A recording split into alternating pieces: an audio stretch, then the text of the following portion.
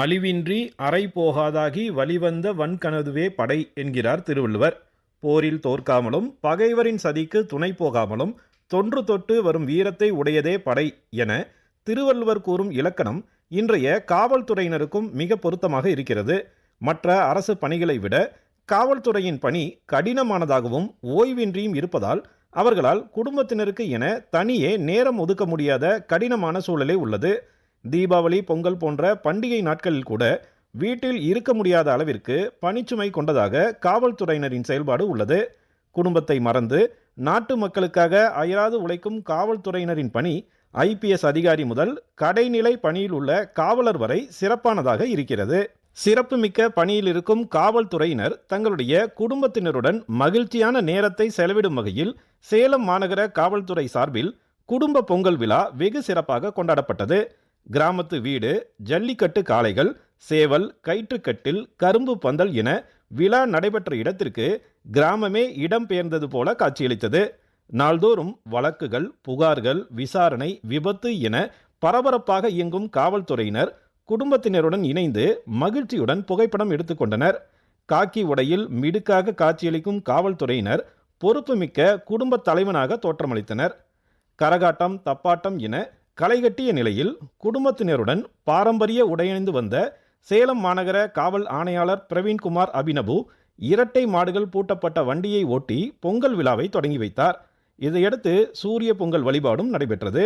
அறுவடை திருவிழாவினை காவல்துறையினர் குடும்பத்தினருடன் கொண்டாடியது மகிழ்ச்சி அளிப்பதாக மாநகர காவல் ஆணையர் பிரவீன்குமார் அபினவு தெரிவித்தார். ஹார்வெஸ்ட் ஃபெஸ்டிவல்னு சொல்லுவாங்க. மக்களுக்கு ஒரு நல்ல ஹார்வெஸ்ட் வரணும். நமக்கு அந்த பஞ்சபூதங்களில் அனைத்து ரிசோர்ஸஸ்க்கு நம்ம வணங்கி வர சாப்பாடுக்கு அந்த அனைத்து ரிசோர்ஸஸ் நமக்கு என்னென்ன இருக்குமோ, அந்த தண்ணி இருக்கட்டும், சூரியன் இருக்கட்டும், அனைத்துக்குமே வணங்குற ஃபெஸ்டிவல் தான் இது. அது ஒரு நன்றி கடை நம்ம சொல்லக்கூடிய ஃபெஸ்டிவல். அந்த வகையில் இந்த ஃபெஸ்டிவல் நம்ம எல்லாருமே சந்தோஷமாக கொண்டாடணும்.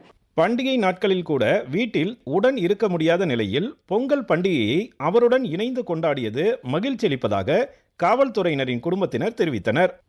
சுழன்றும் ஏற்பினது உலகம், அதனால் உழந்தும் உழவே தலை என்கிறார் திருவள்ளுவர்.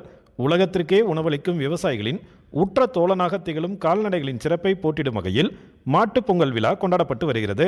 இதற்காக மாடுகளை அலங்கரித்து கொம்புகளுக்கு புது வண்ணம் பூசி, புது கயிறுகள், புது மணிகள், பூமாலைகளை அணிவித்து கற்பூரம் காட்டி வணங்குவதுடன் கரும்பு, வைக்கோல், பொங்கலை படையிலிட்டு மரியாதை செய்து சேலம் மாவட்ட கிராமங்களில் மாட்டுப் பொங்கல் விழா சிறப்பாக கொண்டாடப்பட்டது. இந்த கொண்டாட்டத்தில் விவசாயிகளுடன் ஏராளமான இளைஞர்களும் கலந்து கொண்டனர். தங்கள் வீட்டின் உறுப்பினர் போல கருதி கால்நடைகளை வளர்ப்பதால் மாட்டுப் பொங்கல் கொண்டாட்டம் சிறப்பாக அமைந்துள்ளதாக கூறுகிறார் பள்ளி மாணவி நந்தனா. விவசாயம் அந்த காலத்துலேருந்து நம்ம பண்ணிகிட்ருக்கோம். ஸோ விவசாயம் நம்ம கடைப்பிடிக்கணும், இனிமேலும் கடைப்பிடிக்கணும். இல்லைனா நம்மளுக்கு ஒழுங்காக சாப்பாடு இருக்காது. ஸோ விவசாயத்துக்கு மெயினாக உதவுறது கால்நடைகளுக்கு நம்ம கரெக்டாக மரியாதை செலுத்தி நம்ம பண்ணணும். உலகத்திற்கு உணவு வழங்கும் உன்னத பணி செய்யும் விவசாயிகளின் பணியில் விடுமுறை என்பதே கிடையாது. குறிப்பாக கறவை மாடு வைத்திருக்கும் விவசாயிகள் தங்களின் அன்றாட வாழ்வில் கறவை மாடு பராமரிப்பிற்கென குறைந்தபட்சம் 5 மணி நேரமாவது செலவிட வேண்டியுள்ளது. மேலும் திருமணம் மற்றும் பொங்கல் கொண்டாட்ட நாட்களில் கூட கறவை மாடு விவசாயிகள் விடுமுறையை நினைத்து கூட பார்க்க முடியாது.